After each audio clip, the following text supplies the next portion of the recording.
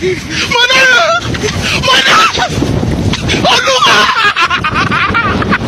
Yeah!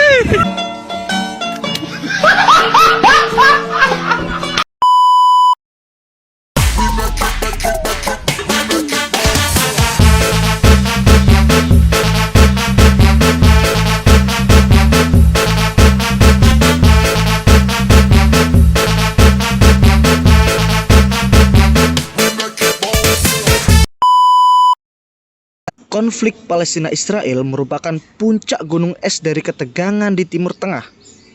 Hampir setiap pergolakan di wilayah ini erat kaitannya dengan dua negara yang sedang berseteru. Nah, pengaruh ataupun dampak dari konflik tersebut agaknya tidak hanya dirasakan oleh wilayah regional Arab Ansage, tetapi juga telah menyita perhatian dunia. PBB yang merupakan organisasi yang menaungi negara-negara dunia pun sampai detik ini masih belum bisa merumuskan sebuah kesepakatan mengikat guna mengakhiri krisis ini. Selain kedua negara tersebut, peran anggota negara Arab lainnya merupakan sebuah fenomena tersendiri. Sebagian dari mereka ada yang menyerukan kepada Israel untuk menarik mundur pasukannya dari tanah Palestina. Namun, sebagian yang lain justru terlibat dalam politik tarik ulur. Kebijakan mereka dalam melihat Palestina dipenuhi dengan banyak pertimbangan. Nah, isu akhir-akhir ini yang hangat antara Israel dan Palestina adalah tindakan Israel yang secara frontal menyerang stadion ketika berjalannya pertandingan sepak bola. Konfederasi Sepak Bola Asia atau AFC mengutuk serangan Israel terhadap Palestina dalam laga Piala Yasser Arafat di Stadion Internasional Faisal Al-Husaini. Aksi Israel tersebut dikecam oleh Asian Football Club atau AFC selama pertandingan final Piala Abu Ammar antara Balata FC dan Jabal Al-Mukabber di Faisal Al-Husaini pada Kamis malam waktu setempat.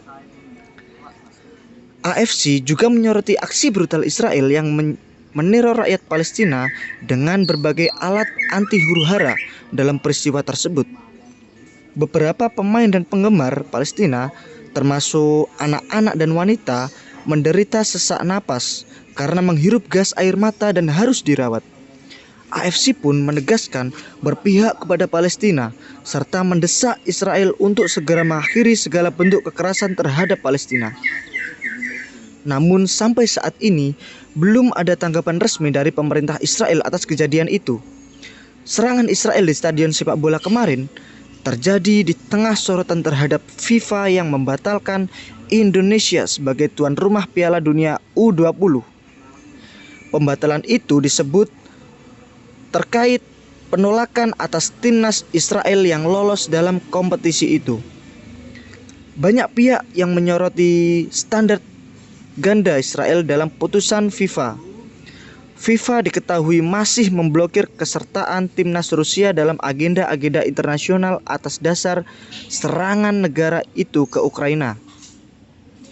FIFA juga pernah mengeluarkan Afrika Selatan dari keanggotaan pada 1970-an terkait kebijakan apartheid negara itu. Selain kerap melakukan serangan sebagai penjajah dan juga menerapkan kebijakan apartheid, pasukan Israel berulang kali melakukan tindakan-tindakan yang menyakiti sepak bola dan pesepak bola Palestina. Namun yang disayangkan, belum sekalipun FIFA menjatuhkan sanksi untuk Israel atas kebiadaban-kebiadaban tersebut. Penyerangan Israel terhadap Palestina telah berulang-ulang terjadi. Sasarannya bisa jadi warga sipil, fasilitas umum, ataupun tempat ibadah, seperti yang belum lama ini terjadi, yakni penyerangan Masjidil Aqsa yang dilakukan oleh Israel.